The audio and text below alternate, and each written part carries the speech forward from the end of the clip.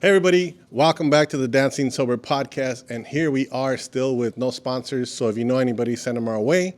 But we do have the studio sponsor, so thank you to Espacio for allowing us to do the podcast here inside their space, Espacio 1839, and you could find them at espacio1839.com or come visit them at 1839 East 1st Street. So I'm going to make this intro short.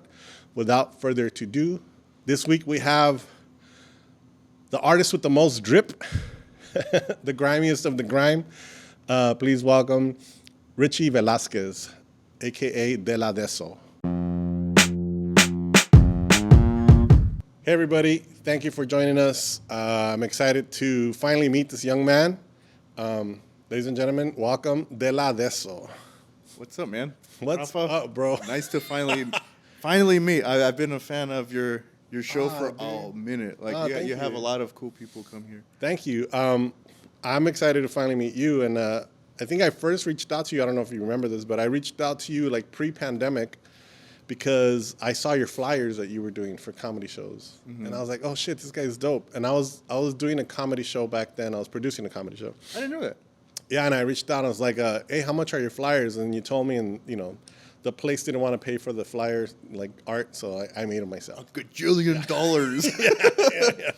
This guy is too expensive. He's a little expensive. No, it was a perfect price. I thought it was a good price. But anyways, yeah, and like throughout this time, been following your work, been following your drippiness all over. I'll see a Rafa notification. I was like, hell yeah, he likes my stuff. That's cool.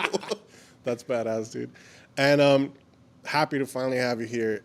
And we want to get into like... I brought pizza. Yes. And this guy shows up with pizza. Always. Now, I don't know if people know this, but you did the mural outside of...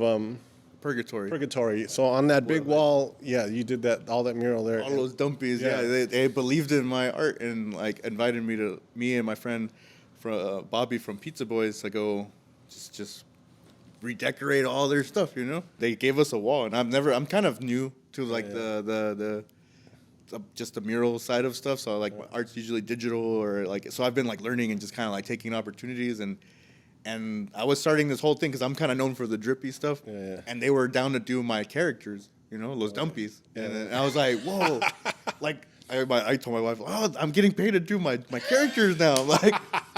I was like, hell yeah, like they believe in it. That's all it takes is that little somebody believing in it and like paying you or compensating you for your time, and then it's like, oh cool, I can do that now. Like you keep notching up, you know, and it's like, all right, what else can I get away with, you know? I love it. So and they hooked us up with pizza. So shall we?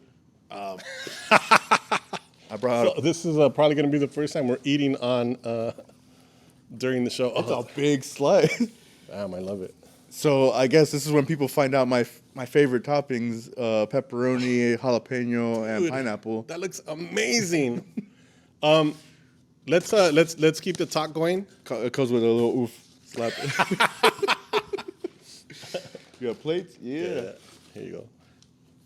Let's keep the talk going, and you know, on this show we like to start with you know, tell us a little bit about You want me to serve you? I got it. Yeah. Tell us about how you grew up and where you grew up and donde naciste y todo eso. So I was born in East LA, General Hospital. Oh really? You know they tore that down? I've heard, yeah. The building's gone, yeah. When I tell people, they're like, it's not there no more. I'm like, well, I'm already born, so it don't matter. You don't exist. People are going to be born in other places anymore, like, bro. What? I start disappearing, just pizza falls on the floor. Yeah. Just literally drip away. I mean, we're in the Matrix, right? But I born in East LA, raised in El Monte for a bit. Lived there for a little bit and then moved out. Like parents just kept migrating more and more to the IE, and then eventually we just ended up in Fontana and then San Bernardino and now Riverside. Are the napkins in there? Let's see. Find them. Dude, look how thick these napkins are. Oh shit. Okay. Got it. That's the kind of stuff that deserves tips, you know? When you don't have to ask for napkins continuously. I'm like, you're already going to get a $20 tip just for that, you know? That's a lot of napkins. All right. How's the pizza? Fucking good. It's good. Like, yeah, seriously. I mean, I love Purgatory already, and I've never had it like this, but this is a great, like, style. a lot of people are not fans of the Hawaiian, but that's not pepperoni. There's a lot of drama with the pepper, with the pineapple. Yeah, Like, I'm it's like, not that dude, deep. I've always loved it. Yeah, it's like a sweet and sour thing, right? It's just good. I don't know. I think because if it didn't have jalapenos, I don't think it'd be the same thing for me. Yeah, that's what I was like- gonna say. I feel like throwing the it's- jalapenos on it, and then using pepperoni instead of Canadian bacon, which is what they use in the Hawaiian. Like this makes it really bomb. This is like the paisa Hawaiian pizza. But anyways, thank you, Purgatory, for providing this. So you guys moved to Fontana, Fontucky, like we call it out here, Valley of the Dirt People, like K-Rock used to call it back in the days. I don't know if they still call it that. Fontucky, yeah, there's still Fontucky. I went to school in different areas. It's like a typical. I didn't know parents didn't move around so often, so I kind of like. Not till later, I was like, why were we moving around so much, you know? And that's just like certain things that happen. Houses get lost or whatever, but like never, always having fun. Like all that stuff's happening, but I'm super oblivious. I don't know. We're alive. We got clothes on our backs. We're just still doing it. So I'm like, I never questioned it. I think What did your parents do for a living? typical like warehouse, you know. My dad was working for a spot called Little Folks, and that's not there. No, it doesn't exist. It's kind of like a kids clothing for like. Where did your parents come from, or where did your family come from? Okay, I'm gonna sound really bad, but again, it's like they kind of grew up. I grew up not knowing or asking questions, so I'm barely finding out. I'm like, oh yeah, my dad spent time in Baja California and then moved up to Arizona, and then went to San Luis Sonora, where my mom's born, and that's kind of like where they were meant to meet, I guess. You know, they're separated now, so it's all good. Yeah. Growing up in the Inland Empire, did you still come visit people in East LA, or were you over there the whole time? Did you have any I don't think I had friends out here. I think it happened so early on. We just left. All right, guys, I'm moving. Yeah. all right, and go to another school. Hey guys, I'm moving in. It's just kind of I've always been kind of a loner kind of person, you know. And I think that kind of made me. There is something to the whole Inland Empire and the allure of small town vibe, you know. I mean, Very suburby for sure. Yeah, and I mean, I don't know what areas you grew up in, but there are some areas that are very rural, even, right?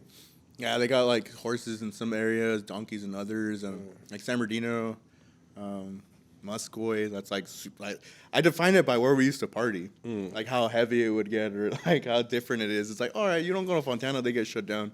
Go to Rialto, they last 3 minutes, the parties, and that's just because it's more rural. It just depends, you know. Everywhere's a little bit different, but kind of the same, I guess. It's a trip. But rural, it's now it's everything's getting super yeah. developed, and there's stuff, there's Walmarts and Targets everywhere, Amazon's galore. So I think IE is home of the Amazon warehouse. Oh, really? area, you know, it's pretty. That makes sense. Yeah, it's. Well, at least it employs a lot of people. Yeah, it's honest work. I think before the art stuff I was doing, straight out of high school, I was just warehouse. So when did you start drawing and seeing it as something cool? Because I did a deep dive into your YouTube, and I was pushing the button. How far does this guy go back? You've been posting for 15, 16 years. Dude, I was damn, this is really it's all impressive. nothing. It's not all nothing, because I literally enjoyed watching that really old stuff, because it is like an archive, and even though I knew nothing about who those bands were or who those skaters were, because you did a lot of skate videos and you did a lot of little not music videos, but just capturing. There was I like having stuff like that, because it's you can go back and you see the evolution of you were doing this, and then it all becomes full circle at some point, because it's at first it's I started with high school. My high school life was just me skateboarding with my friends, and that's where we started kind of the skate videos were coming out. So and I was a fan of just buy a VHS, go to the skate shop, buy a video, and then Misled You, the and all those I think the first. What year were you born? 1986. Yeah. So I was just I'm a 90s kid, you know. I grew up with Power Rangers, Goosebumps. I'm kind of super cliche 90s, and that was just my stuff, you know. And growing up skateboarding, I think I benefited a lot from that. I think if I didn't skateboard or have the brotherhood side of like skateboarding, like I think I would have been a completely different person, you know, because like I think I had a crew and we call them skate crews, and I ended up calling my crew the crew, just like just the crew. We're just super creative, right? Just the crew. Yeah. But the simplicity started back then because of. But my euphemism started even back then. I would name stuff weird stuff, and my skate video was called Pro, you know, like Starting with, all right, so I want to, I guess we'll start getting into this because, I mean, your art just grew out of what you were doing. So being around with like all these skater kids, being around with all these punk kids, you know, you're doing all this work around what they're doing, making yourself a part of it, I guess, kind of like making your art become a part of what people are doing. How did you, or what does the name Deladeso mean? How did that start? Because I think I saw some stuff where you had like a different version of the name or something like. So when I started doing stuff, I was producing, or I was, after skateboarding, we started growing, you know, we grew up, and we're growing a little bit more, and we're skateboarding, and then skateboard. Do we really grow up? Skateboard, partying. So it's like started party. So it's like, it kind of got fused into like, all right, we're drinking and after at parties, right? You know, we were doing the kid stuff, you know? Mm-hmm. So we go skate, and then it became like, we would go to skate trips, and then start drinking during skate trips, and I'm like, it all get fused together. I'm like, we're not skating no more. And it just kind of turned into that. And then the partying stuff created like a whole nother thing where I like shows, you know? Started seeing all these like amazing bands and like just neighborhood parties, you know? And then bands performing. I'm like, hey, that's pretty cool. I'm like, that's like they're just making music, and it's just like noise. It's like until it started like sounding like music, you know. And I was just like, oh, this is good times. Mm-hmm. And from there, I was like, all right, I want to produce stuff too. And that was MySpace days. I think MySpace like the music stuff. Wow. And I started uploading music and just producing like these chips tune style beats. You know, I like video games, so I like Game Boy noises. 8-bit sound, right? Yeah. But like more thrashy, more like not music. You know, like it was just kind of like.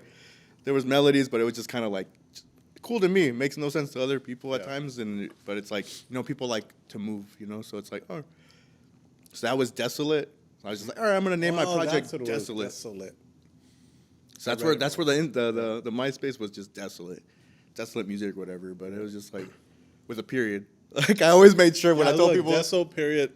Just Desolate. No, just one word, Desolate, and then period. Oh, period at the end. And that was it. And so when I read it, I was like, Deso Latte. I was like, what? And people would be like, they would tell me that too, but I'd be like, I'm like, it's an English word. Yeah. Like, why are they messing it up? They're just trying to fucking add shit to it. It's not even a complicated. I think maybe that's just people see me as a Mexican. Mm-hmm. Like they're like, oh, exactly. Desolate. Like I'm like, and it's not that deep. Like I wish it would have been, but I was like, not that again. Just kind of like just basing it off whatever, and yeah, I was just doing that, and then it just became the music, and then Twitter started popping up, and I just cut it down, you know, Deso, and of the Desolate, like, and I just, okay. And I had a friend at the time. We're still good friends. You know, the caller ID, the phone. He'd call me, and I would just see like Robert Dela Cruz, like just kind of like Dela, like homie. I'm like Dela sounds cool, and I'm like Deladeso, and it was just super simple. Of the Desolate, that's dope. I love it. I would always like make my own art for the music projects. I think that's what I think. The art was really the marketing at that point. Yeah. It's kind of like I could make my stuff something, you know? But you were not just making skater videos, you were making these really cool, like, weird videos, like the Compton ones, where you would just show a 40 ounce and like with the NWA beat over it. I don't know how, like, it's comedy. I would be with my friend Robert, and this is how we would promote our clothes. Like, he would make T-shirts. I'm like, let me shoot a visual for your T-shirt. Yeah. For your T-shirt, you know, for a graphic. And I was like, cool, I'm just going to roll a 40 down a hill and and that's it. And it just, we would be giggling right after, just like for hours. I can hear you giggling in the video. But the cool thing is like your aesthetic is natural. Like your whole like vibe was natural way back then. You know what I mean? Like you've developed it, but it was something that came to you just out of like fucking around. We're just playing, you know. I think the social media aspect of it kind of like breaks you because it's like, oh, it's not getting numbers, or it's not moving, or it's not going viral, and I don't think I ever focused on it. I was just like, put it up. That's the other thing that I think is really cool about you and your work is that like it doesn't feel like it's made for that. Like it's made because it comes natural out of you. It's not trying because it's not trying to be a gimmick. You know what I mean? Mm-hmm. Like it's far from that because it comes out so naturally, I think. I don't know. It's like it looks like I don't try. I try so much. I tried. No, I try the most. It doesn't look like you don't try. It just looks like it comes to you naturally. That's when you make. I've always been like a super vulnerable dude. Like I think like I've always just kind of like people are gonna talk crap, whatever. I don't make it for that reason. Yeah, I think I just entertaining friends, skate videos. You know, same brotherhood style. Like I think what skateboarding does is build like a cool pastime, but it's just like it's a hobby, whatever. But it's I take away a lot from the brotherhood of it, like the relationship building, and like you got brothers for life because it's like they're always gonna be like that. And I think when I moved to the art world, the same thing kind of happened. I was like, oh, there's like brotherhoods everywhere. It's like you gotta build these little networks and moments to be sustainable, Because it's like, did you ever think you were gonna be a professional skater? Were you ever that good? You always thought you were gonna get sponsored. You always thought you're like, I'm gonna do this trick, and then like it's like it's like I'm gonna keep skating. But like that's why I made my own skate video. Yeah, of course. Yeah. I wasn't gonna wait for the skate shop to make like I wasn't gonna join a team to make a video, So I was like, I have homies, we can make our own stuff, Start at the skate park. Make your own unprofessional.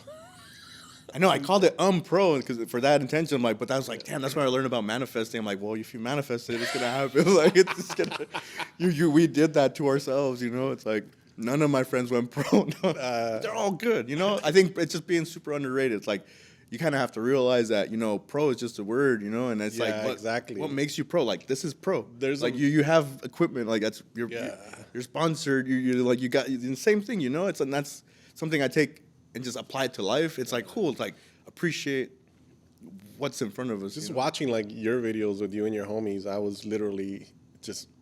You're my friends too. I was thinking, I wish I had friends. No, I was thinking like, that's an example of like how many people are like talented that just do stuff and don't really like, ever like have shows or ever, do things. It's like being like that successful artist is a lot of it is just like putting yourself out there in front of other people constantly, putting yourself in front of other people constantly. I think a lot of people like,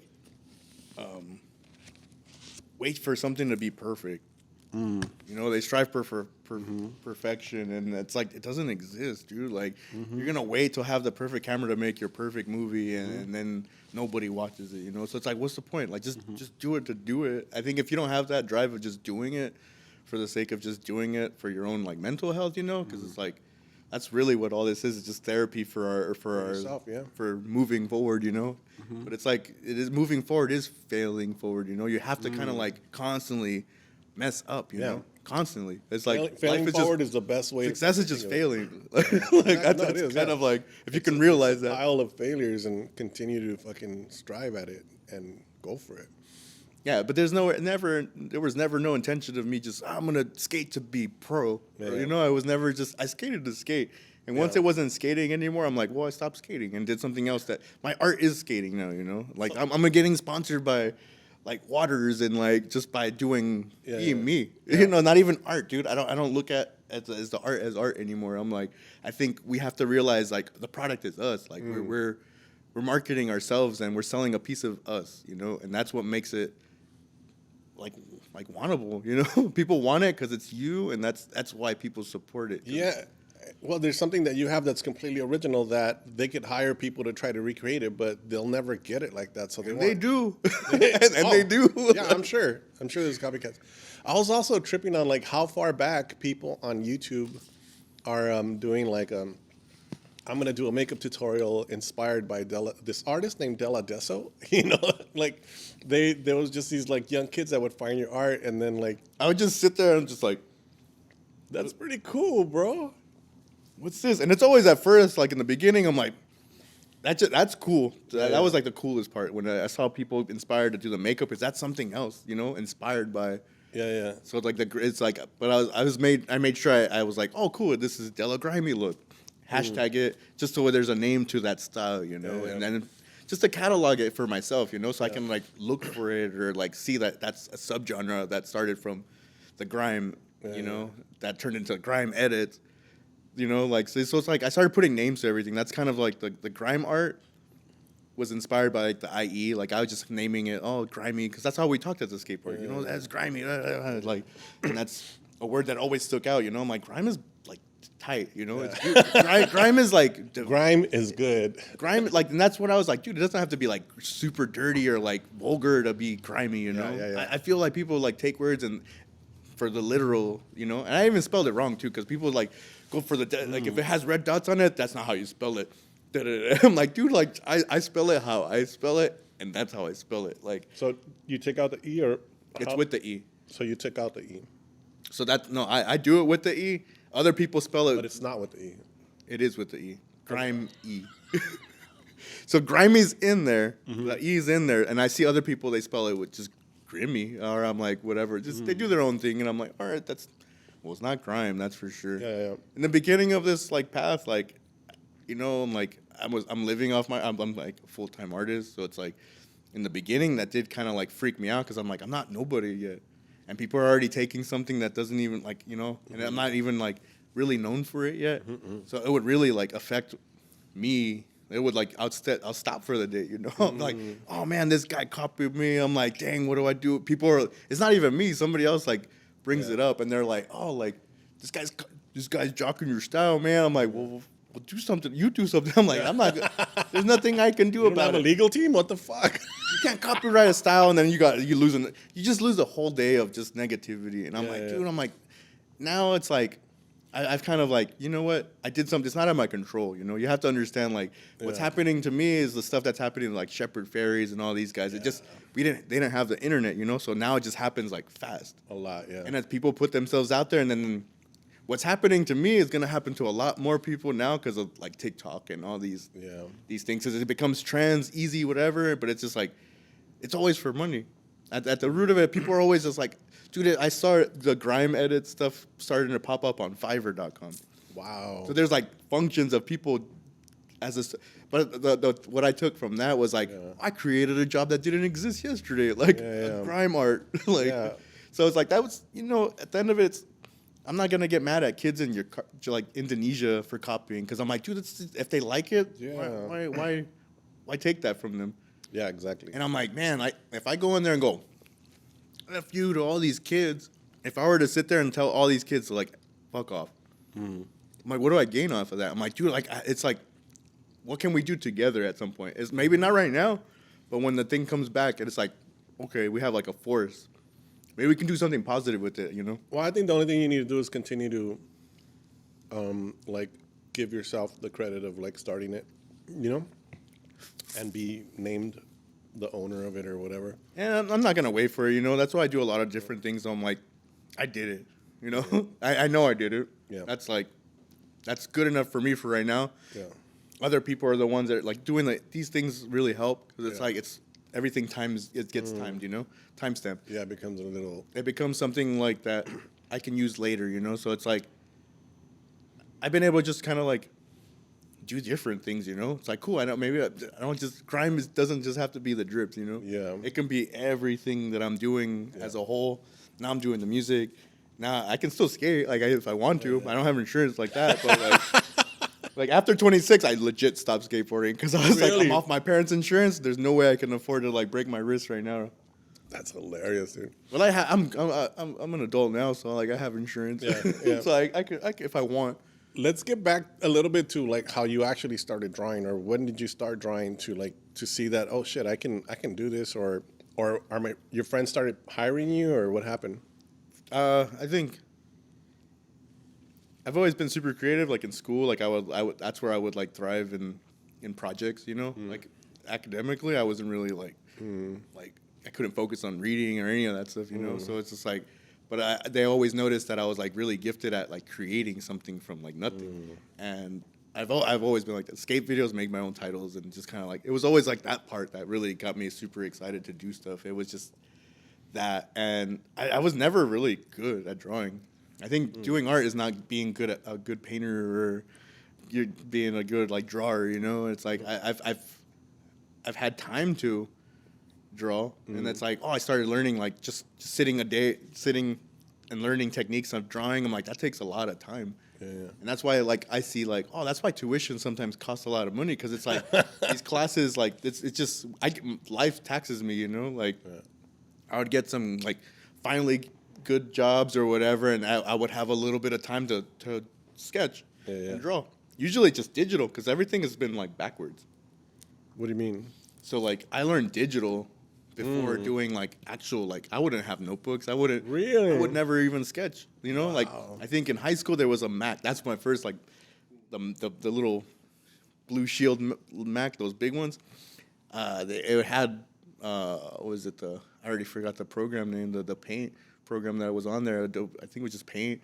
I would just, you know, with the mouse too. And I learned how to draw on the mouse first. I didn't even like use drawing. We didn't have drawing tablets, you know. I'm like, so I would just mouse and just kind of get lost and just do that. And I'm like, little Donald Duck, just. And then just like learning how to save files into like what the formats you need them for things. When I started trying to put them into like movie editor, like just editing stuff with like skate videos. And that's where you learn, like, oh, if you do this, it becomes transparent and all this. Yeah. It's just like learning by the necessity of you need to do it. Like, it was just on the path. I didn't go to school for any of, like, a lot of this stuff. And now it's so easy to just, like, say, like, I'm going to do something. How do I do that? YouTube. Oh, how do I do this part? YouTube. Like, if you got to cut out a photo, now you can just hold your phone, tap it, and it cuts your photo. I'm like, background out, I'm like, man, graphic designer is going to be dead soon. That job's not going to exist. And I don't know. I think just kind of like the privilege of learning is part of this process. You know, I think. And how did well, I mean, I guess everything just kind of developed on its own. But how did the music thing start? Like, so I'd always do beats, and you know, it's I don't know. It's something really cool about everything that you do. Has its like DIY vibe, right? I think, I don't know if that's cool way to say it. It's crappy. No, I'm just kidding. It's not crappy though. It's very like. Organic. Minimal. Does that make sense? Minimal, organic. It's kind of just organic? Like, it's like with, I'm going to fucking tap this glass to make a sound, you know? It's just very like, well, we're going to do something cool. And like I made a beat this morning. Like, when my friend made a beat, texted me, he's like, hey, look. And then like, oh. And I was just like, may I? Like, and I would just go in there and just like, did some words and stuff. And I'm like, cool, I got it. I sent it to him. We have a song. Like, and that's technology, you know? Yeah. You can just like, I have like a crappy like USB like Rock Band microphone that my brothers had when they would play that game, and I kept it. I was like, is it really from the Rock Band? It says Rock Band on there. Like a lot of my first albums, like the ones like Euphemisms was released 2021, but I made it in 2020, like throughout the pandemic and all that stuff. You know, I was just like bored, and that's what pushed the music. Like I was just like, I got words. I can say words now. Like that's my fear is like public speaking. So it's like now it's like I'm excited to go perform and just be in front of people and just stare them in the face while I'm performing Goofy Duck. You know, it's like it's pretty rad because it's like I hit like I put the vulnerability switch on and I'm like now I'm just whatever. If that's what I'm gonna be, like this little weird personality person, I'm gonna have fun with it. You know, I'm not gonna sit there and like. Make it work, you know. I did this so I don't have to like make it work. You know, everything's a business. Yes, it turns in. You have to be super organized and to make stuff happen. But I'm like, you don't have to kill the fun out of things. You know. I loved how on one of your videos of a live performance, you said something like, "I'm having a bad day," and they're like, "Just kidding." Like there was 2 times where like you apologized for what you said. I thought that was hilarious. It's kind of part of the marketing too. Like that's just how I talk. Half the time, like every other sentence is just kidding. Yeah, like, just kidding. Oh, okay. Just kind of always drop that in there. And then your jacket that says "I'm tired." That was my 2018 protest sign. I was just like, I'm just tired of having to explain myself at the end of the day. Like I'm not tired. Like I've been. Doing this for a while, and I'm like, it's not that, and when people get it, like, oh, man, me too. Like, it'll be like somebody will come up to me and just be like, man, yeah, I feel you, and it's just that's what it is. It's old school visual communication. It's like graphic design is like you're saying you're saying a lot with the stuff that you wear, you know? Yeah, It's like a filtration system, but it's like we're communicating every day by just walking, you know? I'm like, hey, that person is cool. You know? Like, or I get it. I have my favorite piece is the hater shirt. Okay. And that's part of like a phony little Haters Anonymous thing that I'm doing. And that's like, because it's like, you know, you have to, like, the first step is acceptance, you know. I'm like, admit it. You gotta admit that, you know. Sometimes you can be a little bit of a hater, and you gotta talk to yourself like, well, why do you feel this way? If maybe that's your friend having success, I'm like, is that why you feel like? So it's like talking steps, and then you kind of like, you know, like, you know, what's good for him is good for me too, you know. It's good for everybody. It's good for the community. So it's like, oh, and then you're over it, and then now it's a shirt, and it's like. But it's a joke, you know? Everything's kind of like the Hater 12-step program. Yeah.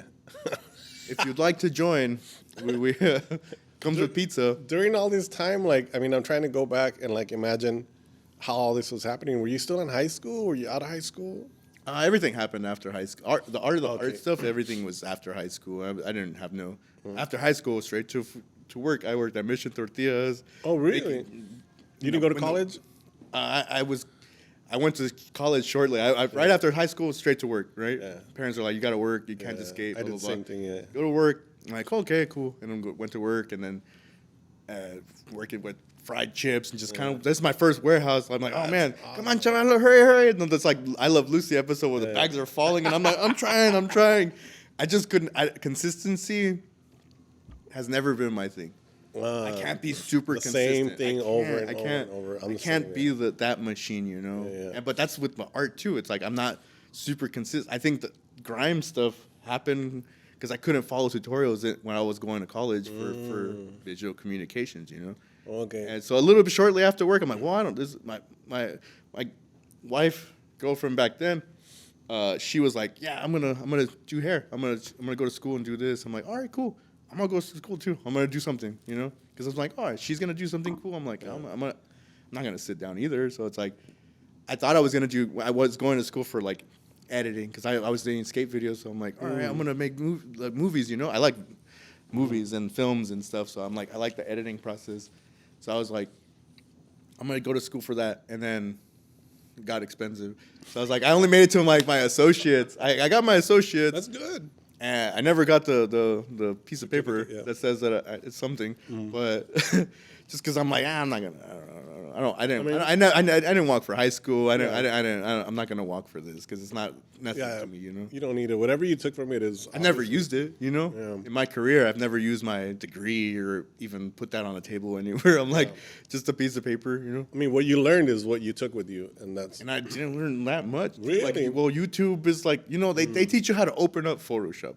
You know, it's like my course was I'm not even gonna put their name out because it's like it was just a vocational college. It wasn't even like anything like crazy. Black college. So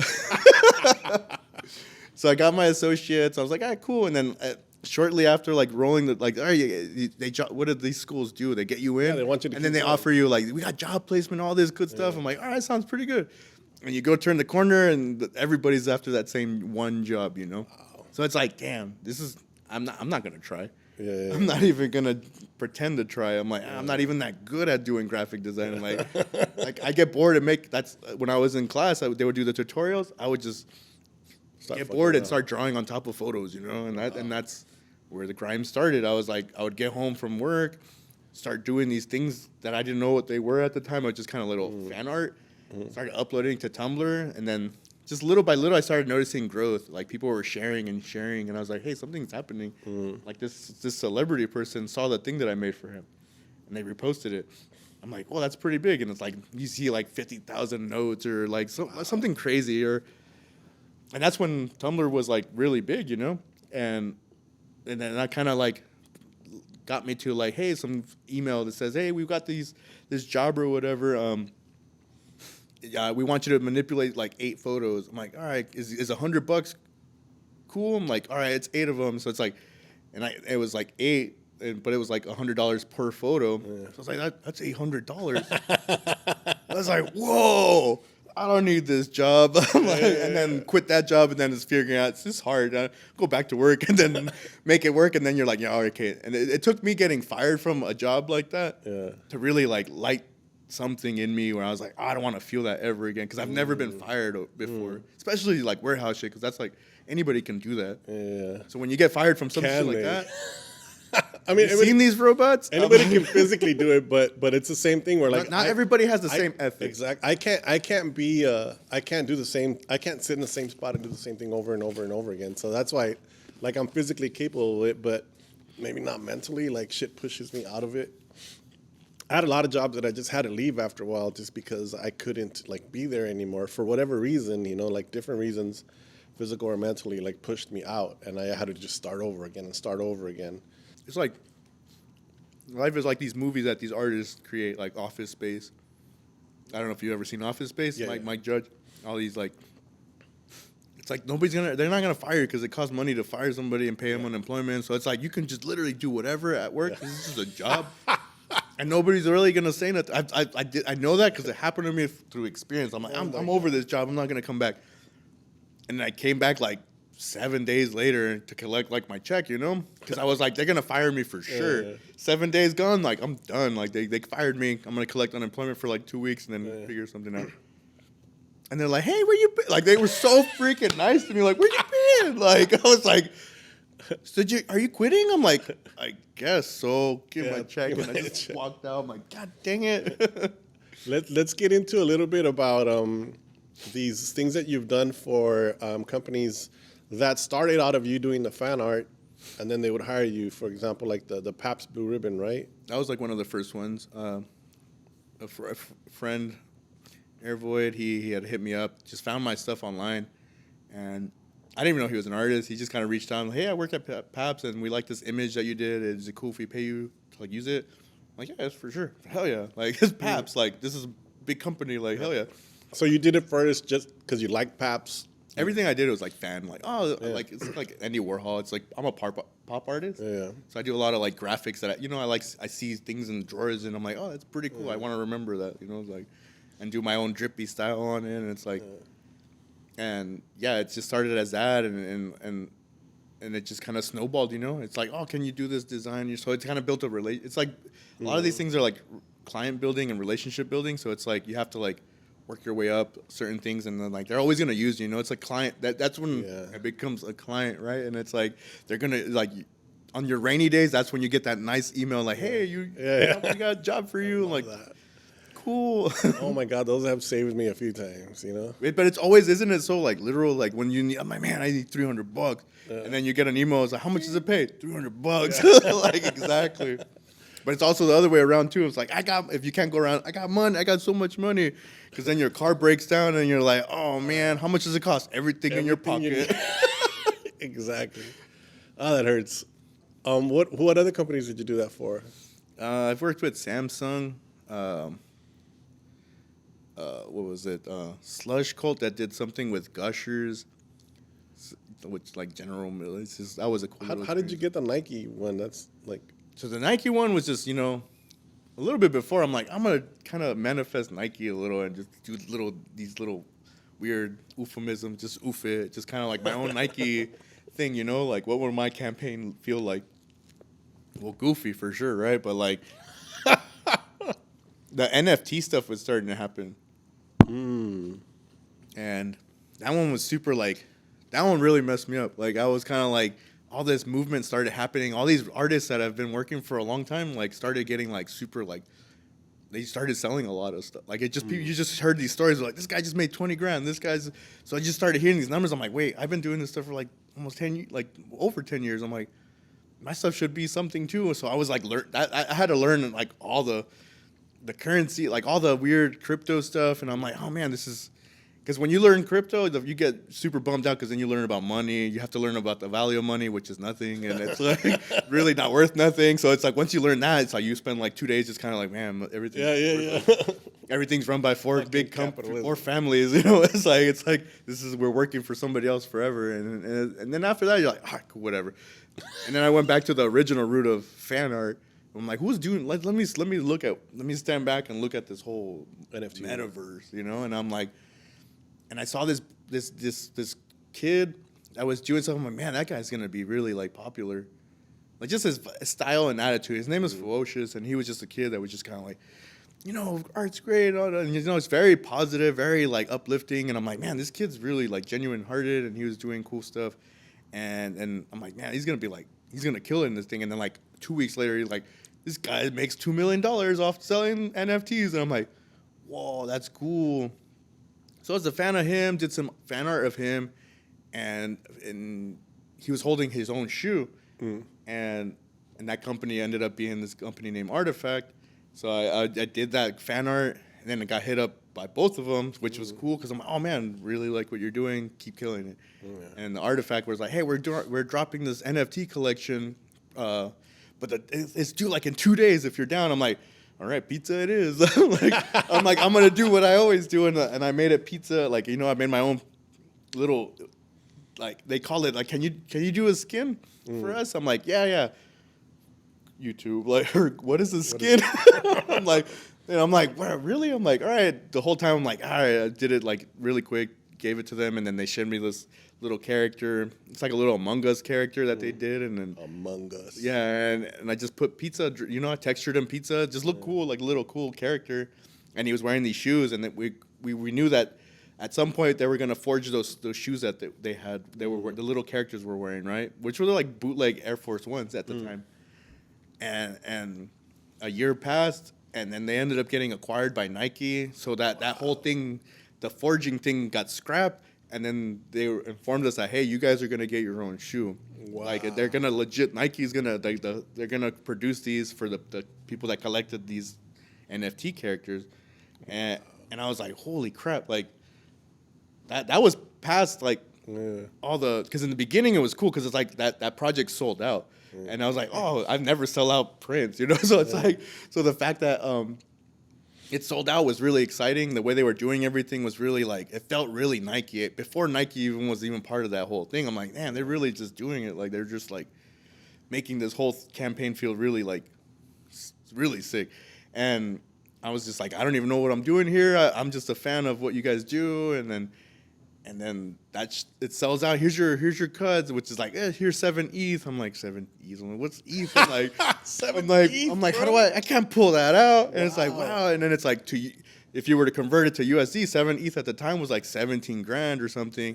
And I was like, that's the royalties for it. That's what they were paying out every individual artist, like the same amount. So it was like very like art feeling. Like it was like, wow, we're really like doing this. And then like, and it started, the market started raising, so that 17 turned into like 30, and then you're like, what the heck? Take it out, please tell me.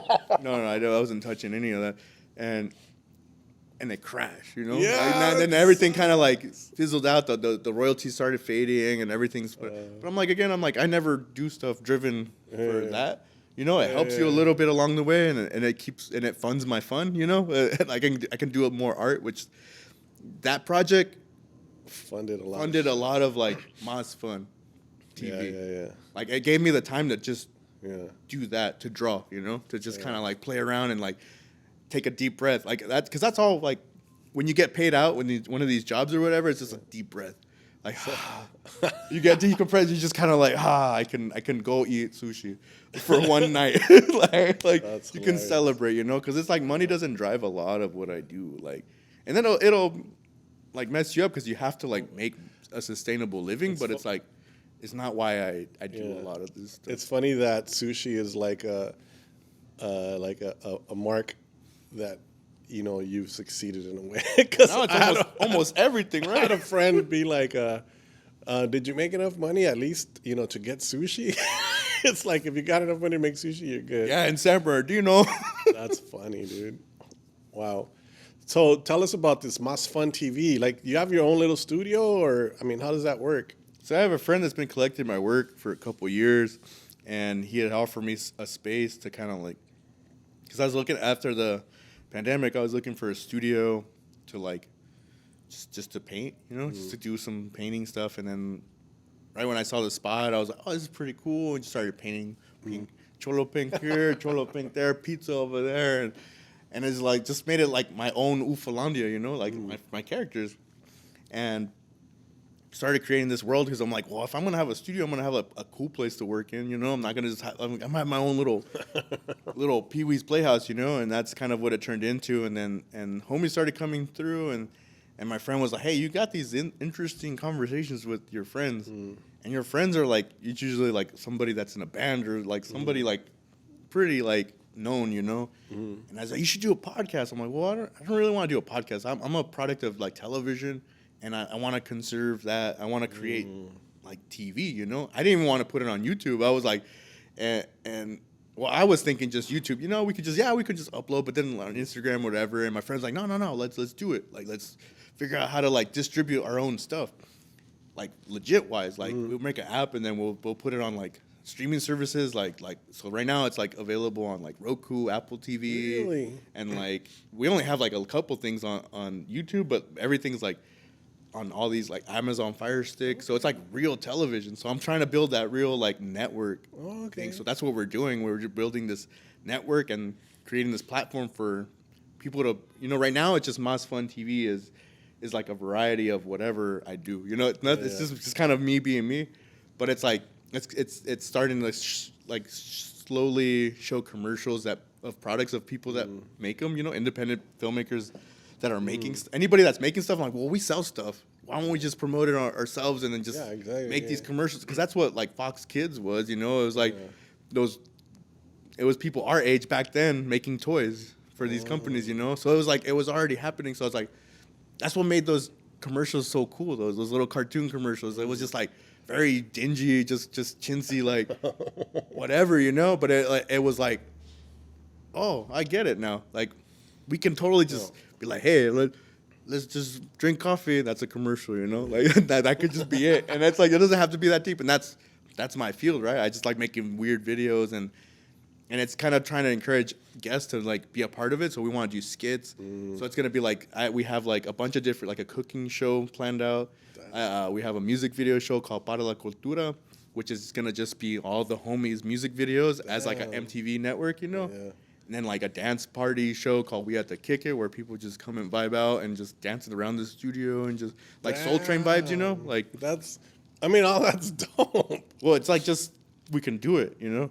Like we have a place to do it and just like, well, nobody's watching, so might as well just try it. And if I know these people now, you know? Yeah. Because like my friend shows me numbers, he's like, 2 people are watching. I'm like, I don't care right Networks ain't doing any of that anymore, so it's kind of cool to start it again, like from the ground up, grassroots style. And like, well, it's like all our friends own their own music at this point, so you know? Cool, yeah. It's like we don't have to worry about labels getting money or whatever. We have like the proper channels like CSAC and ASCAPs and all these things so we can have like, we can use this stuff, you know, with permissions. So, but we're just, you know, slowly rolling it out. Like, I'm not even like, I think I'm promoting a lot because I post all the time, you know. Yeah. Like, I'm always posting. I didn't even know it was on Apple TV. I'd be watching it. But I haven't done the commercial and be like, hey, guys, this is how you download the app, you know? And, like, you have to kind of, like, I'm learning that, like, we become teachers like down this journey of doing life, you know? It's like we become educators. We have to talk people through these processes. That's all that TikTok is, you know? It's just, that's why people like it, because it's tutorial style, you know? But I'm like, I'm always been like, man, I learned this by myself. I think people should not cheat themselves the experience of learning something cool, you know? Yeah. I think just getting it, it's like, okay. They're not going to feel why it's important, you know? Yeah, there's something about that self-discovery, or when you discover something by yourself, That's the format I dig, you know, for sure. Yeah. There was somebody else that mentioned that recently on an artist talk I was listening to. Like, it's better to let somebody figure it out and have that.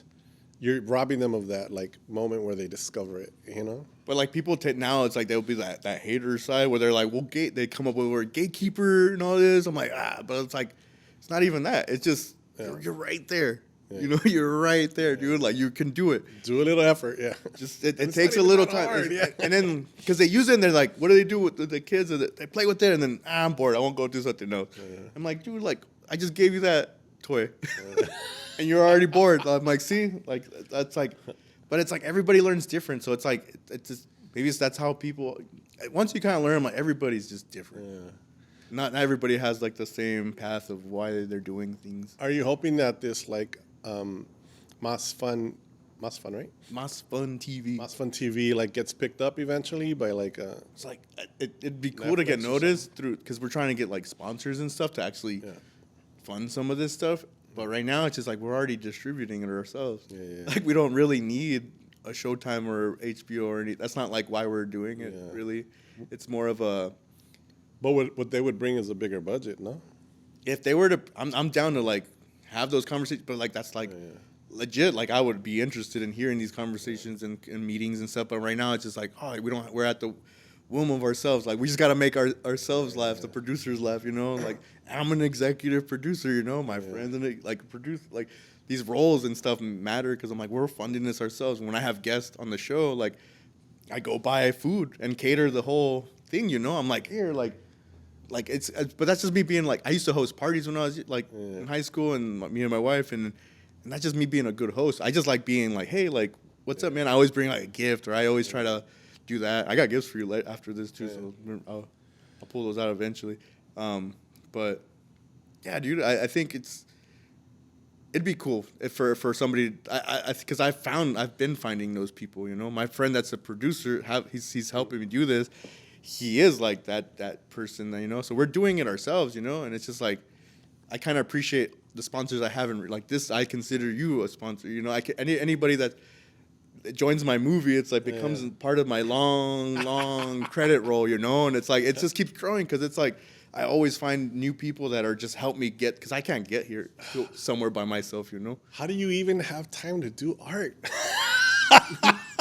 I mean, I'm imagining like this TV stuff, this music stuff, and then like because everything's through the phone. Like it's just this is right here. It's like, all right, cool, I'm done for the day. Let's go have sushi. Yeah, dude, that's badass. We're gonna take a little quick break and like clean up this pizza, and we'll be right back.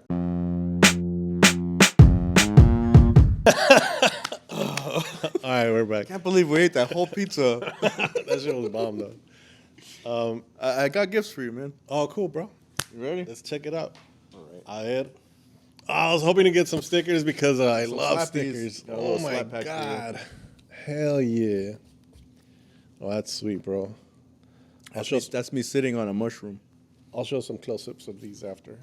And I brought you one of the Baker's collaboration ones too. Yeah, Baker's is like a big deal in the Inland Empire, right? Baker's, yeah, dude. Like it's a it's IE staple. It's so it's our own chain. To get like the Baker's job is a big fucking deal. I didn't realize, you know, because it was just everything's just been very like sick. Just people being people, you know. So these meetings were really natural. Who's the person? This one? Yeah. Sade. Oh, Sade on there? Mm-hmm. I heard like this MF Doom mix, One and of my favorite scenes ever in a movie. Sick. Yeah, I'll sign them after too if there's a Sharpie somewhere. Yeah. We'll find one. Yeah. So the Baker's thing, that's dope, dude. It's pretty wild, dude. Because like I knew it was gonna happen, but I tend to not tell people because everybody always comes and that's the first thing. Hey, so what you been up to? I'm like. Well, I don't like telling people things that haven't really happened yet. Yeah. You know, so like a lot of times stuff falls through or it's tough. Something happens, you know, like, you know, you live in the mecca of like LA people talking stuff, how important they are and stuff like all the time, you know. It's like, like you get closer downtown, you're just like, I do this and that and that and that, and then nothing ever comes out. Yeah. And, you know, I don't like that feeling, you know, because I'm like, I'd rather it come out organically and they see it. Because then they're always so hyped, you know. I don't like the binge style of watching like Netflix, you know, they watch a whole season in one day.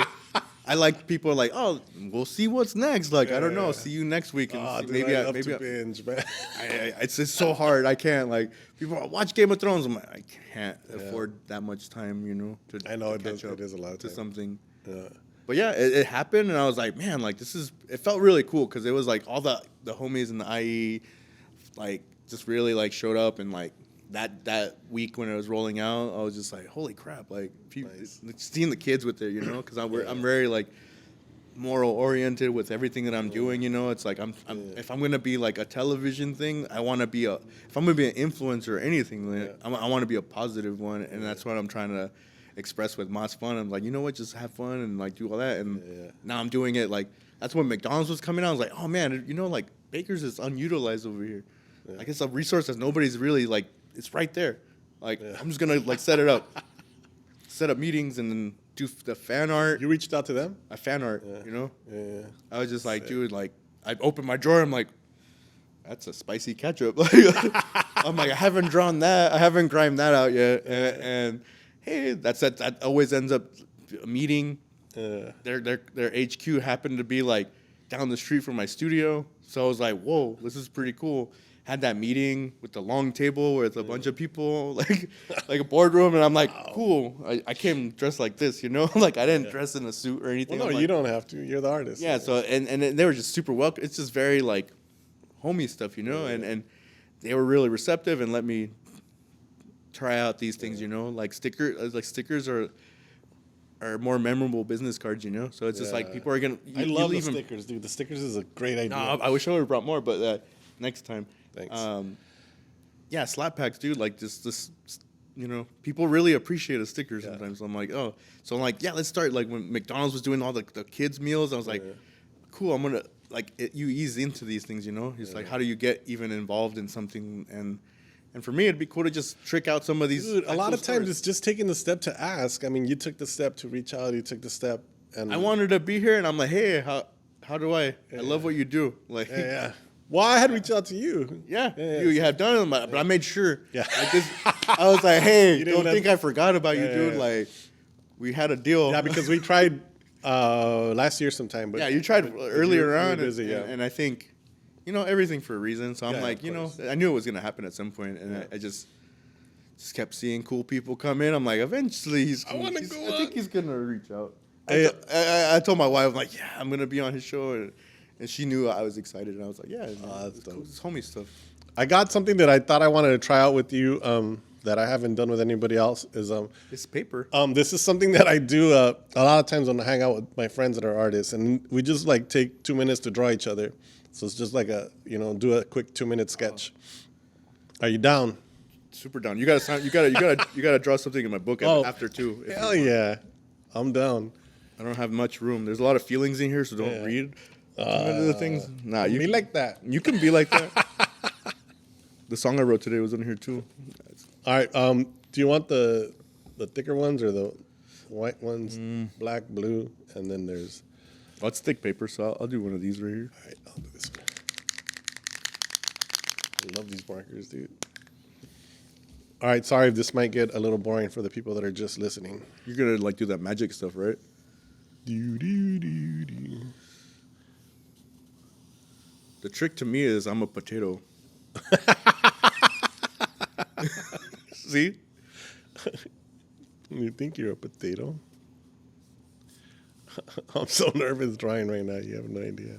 I'm good at drawing me. Like, so I'm super nervous too. I know that's funny, right? Because you draw yourself a lot.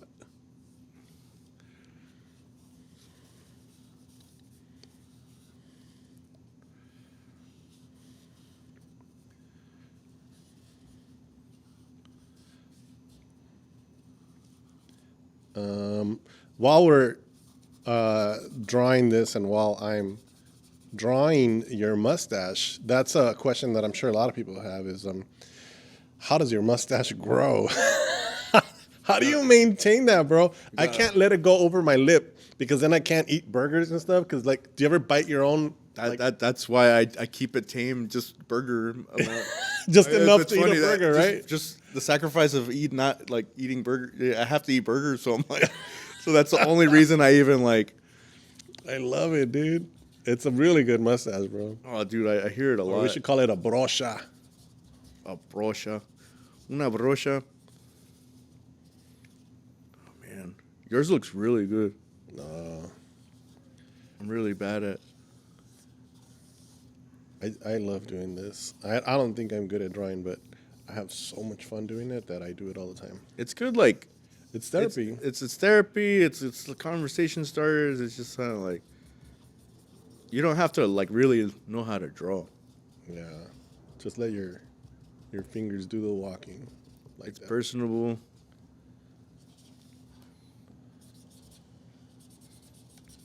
Do you keep these or what do you?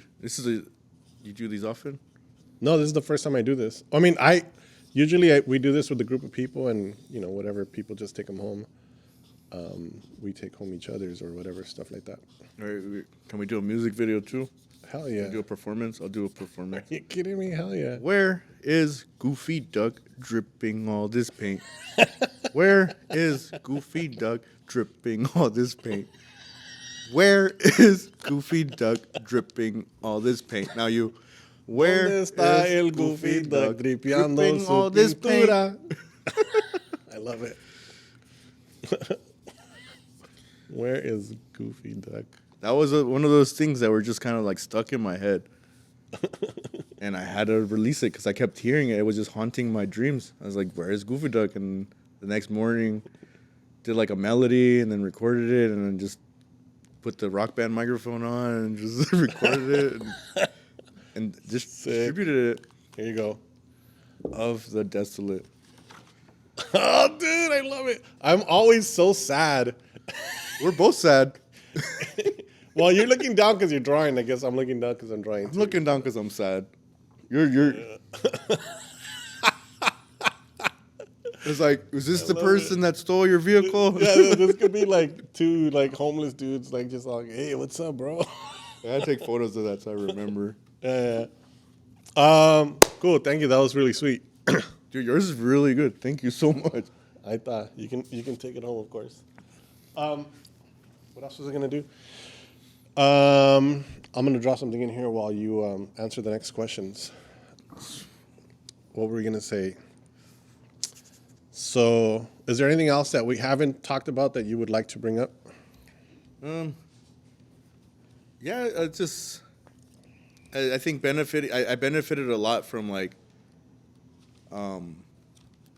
just being a part of a collective, around a group of people that do stuff. And I've learned a lot with this collective called Bloody Gums, which has been our art collective, which a friend Neil from Riverside started a long time ago as a skate thing that my friend Andrew Barsom that like kind of like took the wheel and started doing the art stuff, and we've been doing it together for a couple years now, and I benefit a lot from that because it's just we're building a brotherhood and we're creating a lot of things. I learn a lot from all these other artists like Irvin Tofu, Anta 52 from Coachella, Andrews from Corona. I used to love to say that I'm self-taught, but that means that means that I learned from a lot of people around me. Like, you know what I mean? Like me as in photography, like I'm a self-taught photographer, but I learned everything from the group of people that were around me that always like answered the questions that I had, and always, were supportive and like gave me clues on which direction to go with whatever I was working on, type of stuff, I feel it, yeah. Yeah. But it's just like these things are like people leave the back doors open. People, it's not like, people take stuff all the time, but it's like that's not like taking stuff is not inspiration, I think what you get out of something is like the inspiration, like what you create at being a performance. You're like, you're not gonna go to like, I'll go to like, I'm around like all the like Quita Penas and like Buya Pongo and all these like amazing bands, Brain Story. I'm like, but I don't start a band that sounds like them. Love Brain Story so much. Rialto, yeah, Heroes, man. Yeah.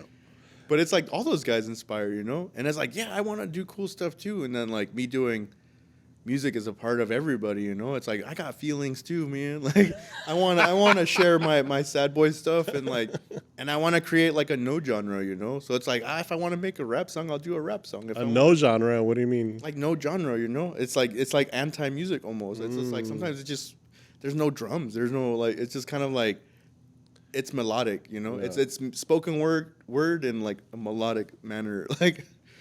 And who do you work with that makes your beats and all that you were mentioning? They sent you a beat today. So like, at first I was just making stuff on my phone. Like a lot of my loops and stuff, like Goofy Duck, all these like other like little ones. Like I just make beats. I and just loop them and just send them over, and do that. And like I got friends like Burnaby. He's another amazing artist that does music. and he makes beats, and he would just send it to me, and again, text format.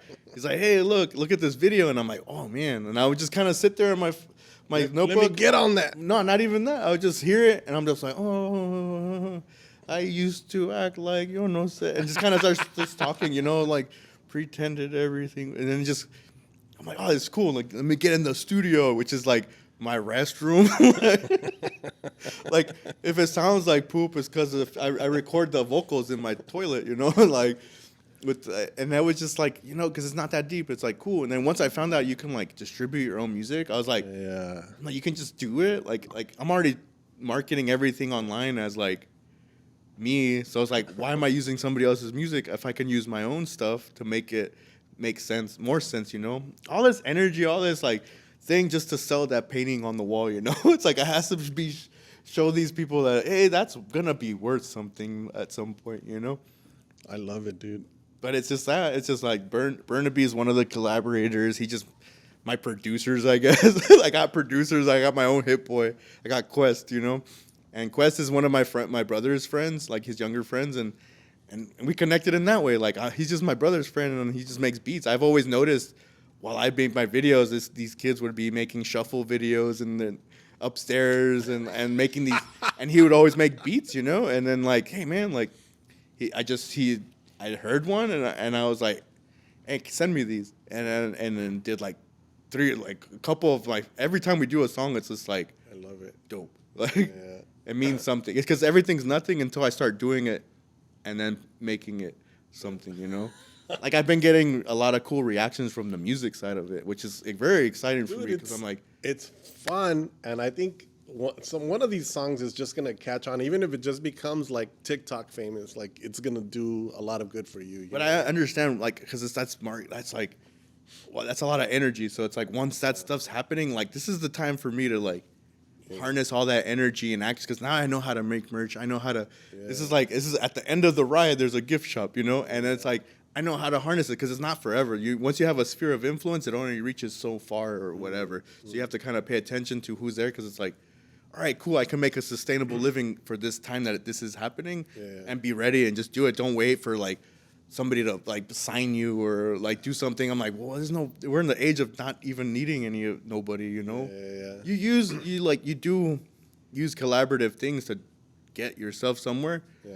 But like you do it in like with good intention, like, and it's not like, I'm just trying to like use people's followings to sell this or that. And it's just like, no, dude, we're all growing, It's like we all kind of like benefit like, from it. Even this, like, it's something that I wanted to do just to actually archive people and actually have like good conversations with people that I want to talk to, You're a preservationist, dude. Like, I've had some people be like, hey, man, when are you going to have like somebody real famous, I'm like, dude, what are you talking about? Fame is a facade, man. You know what I'm trying to do?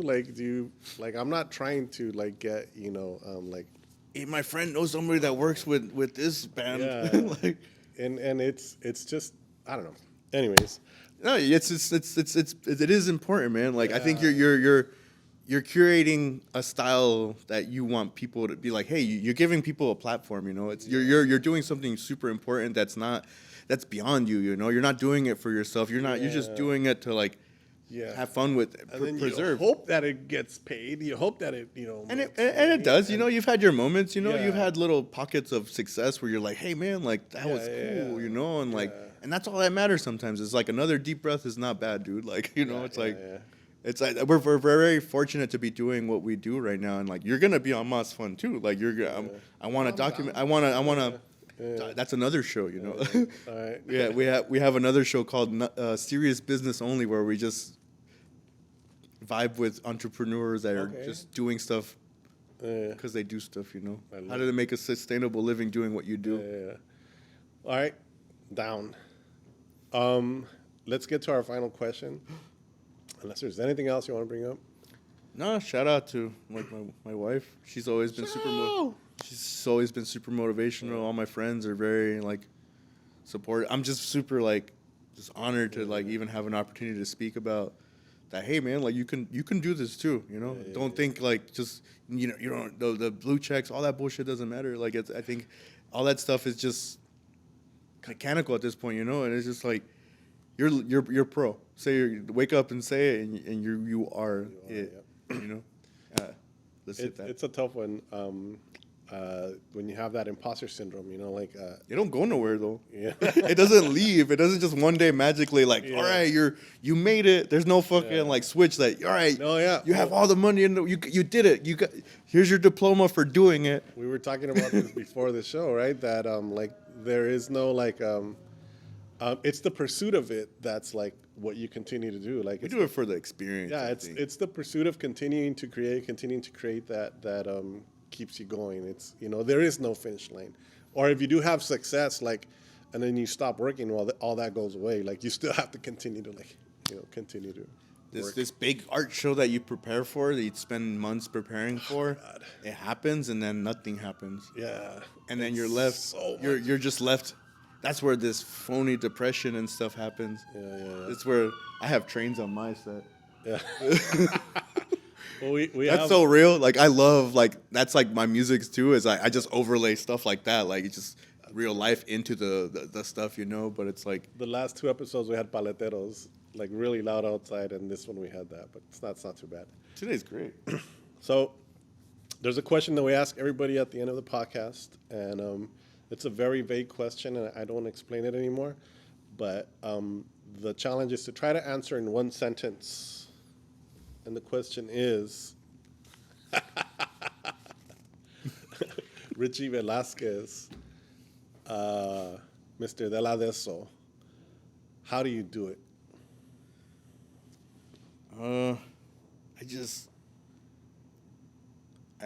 I just realized that, you know, you just do you. like I think that's like money is not real. Like your only real true currency is your name, and I think just be that, you know. I think if you can inspire or influence anything, it's just for people to be more themselves and more you, you know. Yeah. Be more you. Like at the end of it, because that's it's Be more you. We're going to leave it at that. All right, just be more you. More you. I love it. That's perfect. All right. Brother, thank you so much. This was a really fun Thank you, podcast. man. I appreciate it so much. And we'll see you guys next week.